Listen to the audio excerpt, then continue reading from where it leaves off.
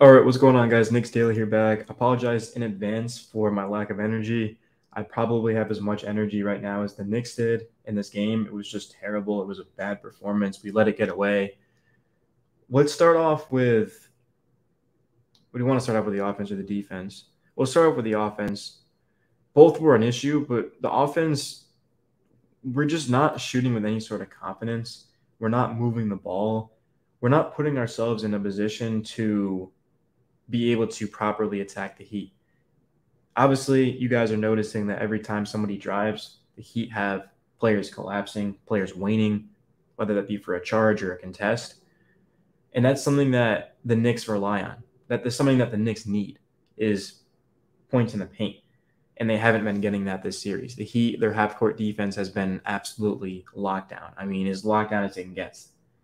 It's been bad, bro. The Knicks half-court offense. Getting out in transition is the key for the Knicks, pushing the pace. The Knicks are a slow team. Julius Randle, Coach Tibb, they've been like that ever since those guys have been here. And sometimes it's worked in their favor, but sometimes it hasn't, and it certainly hasn't in this series. And since we're talking about Randle, I'm not going to sit up here and start bashing Randle. I've done that before. That's just not a professional thing to do. Not that I'm a professional, but we're trying to keep this obviously level-headed, right? And Julius Randle averages 35% from the field in his playoff career. He's averaging about 15 a game. Where is the 25 and 10 Julius Randle from the regular season? Where is the All-NBA, soon-to-be All-NBA Julius Randle? Where's the All-Star Julius Randle? It's just not the same player. 6 turnovers for Randle, 6 fouls. It just completely lackadaisical the way that he's played in this series. And I'll leave it at that. Mitchell Robinson had a great series against the Cavs, has not been great against the Heat. Had just 7 rebounds, 33 minutes for Mitch. He's 7-1. Boxing out's been an issue. And Mitch's defense, he does have a huge responsibility. He has to rotate and help out the Heat, who also love to attack the basket. He has to defend Bam, who's I don't know if Bam's a top 20 player, but he's not probably far off from it. One of the best players in the league. He's been exposed in this series, man, for sure. And it's tough because, Mitchell Robinson, we know what he can do is in terms of potential. Mitchell Robinson can get you, 2-3 blocks a game, 10 and 10. But yeah, it's just we haven't seen the aggressive Mitch that we did in the first round. And then Jalen Brunson, man. I feel terrible for Brunson because this was an absolutely incredible performance by Jalen Brunson. 32 points, 11 assists, 4 rebounds, 10 of 21, 2 of 7 from 3, but 10 of 11 from the line.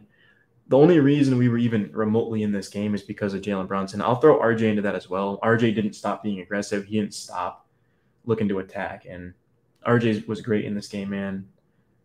I wish I could be thank you to RJ Barrett right now, but I can't talk to RJ. Obviously, I have 3,000 subs, but for real though, RJ, I made a video a month and a half ago, maybe-ish, talking RJ Barrett sucks. It was misleading. I don't think RJ Barrett actually sucks, but at the time he looked like he sucked. Worst defensive rating on the team, just couldn't knock down a shot. But RJ, ever since the first couple of games in Cleveland,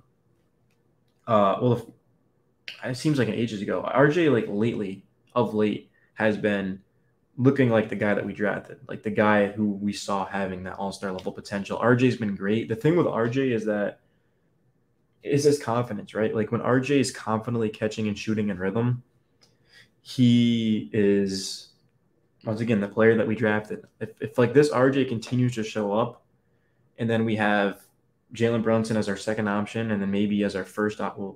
It's not going to work. I was going to say, I don't even know who's on the market, but in a perfect world, Brunson's our second option. We have a superstar as our first option. And then we have RJ as our third option. But also on the flip side of that, we don't really need a superstar. We just need Julius Randle to be himself in the regular season. Jalen Brunson, we know is going to elevate it. And then RJ Barrett, Quentin Grimes and guys like that. Obviously, Maynard quickly stepping up and stuff like that. I don't want to make it seem like we need some sort of mega star to like Luka Doncic type of player. we just legitimately just need Julius Randle to show up. And the thing about the Knicks was that, game 3, they didn't get any sort of production from the bench outside of Emmanuel Quickly. He had like 12 of their 20 points. And then the question for me was, how the hell are we going to replace Emmanuel Quickly? I saw a lot of Knicks fans being like, IQ struggled anyway. It's okay. We're fine. D Rose, Fournier, McBride. And obviously that would not work out because we got 4 points from Obi in 6 minutes, 2 points from Hartenstein in 15 minutes, 0 points from Miles McBride in 4 minutes, and 4 points from Josh Hart in 22. This was probably the I don't know if I want to say the only bad game Hart's played, but it feels like this is the only game that Hart's played bad, and it just was a horrible game. 6 fouls for Hart, 4 points, 6 fouls is not going to get it done. Had 2 turnovers.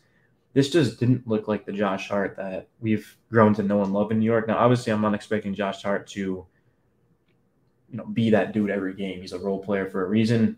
But the Knicks do have to make a decision because Hart is probably going to go for, I think they're saying around 18 to 19 million a year.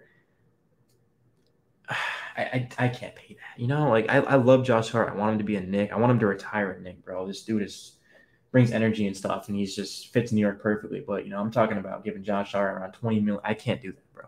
I can't do that. I'm willing to give Josh Hart 12 to 14 million a year, but I think Hart's probably going to take the money over, staying in New York. But, hey, that's his decision, man. I can't blame him for it. Get your worth. If Josh Hart's market is worth that, he deserves it. But I'm just saying that, Josh Hart and Julius Randle picked very they didn't show up tonight, man. I don't know. And that was it for our bench. But over 48.7% from the field, 32 from 3, 9 of 28 from 3 to be specific. We did miss 6 free throws. We had 8 offensive rebounds to the Heat's 13 offensive rebounds. It's funny because it just doesn't feel like that. It felt like we had one and done every single time, and it felt like the Heat had just 20 offensive rebounds. And overall, let's see, we had 35 rebounds. They had 44. If the Knicks get out rebounded, the chances of winning that game is slim to none. I don't even know if we've won a game this playoffs with while being out rebounded. Somebody can let me know if they'd like, but I don't really know the answer to that. I highly doubt it. And they had 7 more assists than us. Defensively, they just got after it more. They were more aggressive. I mean, this is the type of series where it's like I respect the hell out of the Heat in the sense that they've just outworked us, outcoached us, outplayed us. And they're a tough team, man. They got dogs. They got a lot of dogs over there in Miami.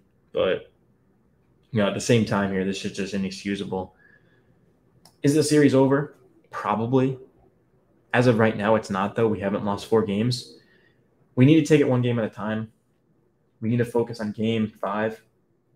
What can we do to put us in a better chance to win that game? Ball movement, boxing out, fundamentals, right? We don't need 40 points from Brunson and 34 from Randall. We just need these guys to just play like they have all season long, get others involved. Quentin Grimes, right? Obi Toppin, Josh Hart. How can we get these guys involved and get them going early on? Because the Knicks actually did get off to a good start.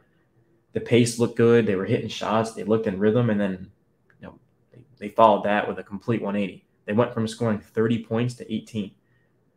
If the Knicks didn't have that bad fourth quarter, if the Knicks didn't have that bad second quarter, this game's a lot different. And the second quarter was just terrible. I mean, it's funny because how often this season have the Knicks looked great? And how often have the Knicks gone from a great team to a bad team, right? I mean, let me know down below if any of you guys watched that Knicks Hornets game at MSG, Kelly Oubre. Yeah, I'll leave it at that. But I don't know. I don't fucking know what to tell you guys. This video, let me know your thoughts on the game. I'd love to know it. And I'm trying to make more videos. You guys never see me after a loss. I got to start, making videos after a loss and kind of breaking it down. But really, really sloppy game. We let it get away, but at the end of the day, it's still a loss. If we had lost this game by 45, it's still the same as losing it by the way that we did, right? So the Heat, like I said, they've done everything right. We've done basically everything wrong. And yeah, that's pretty much it, man. Future looks bright in New York. Free agents they're going to want to come here, man. I mean, we finally have a legit team. We're still a piece away, though. We're a piece away from being able to get over the hump. But right now, I just need to see more to Julius Randle. I need to see more out of the bench. Our bench was the reason why we beat Cleveland. And our bench has been non-existent against the Heat. But, hey, appreciate you guys. If you made it to the end of the video, like I said, man, it's all love, man. And, yeah, peace.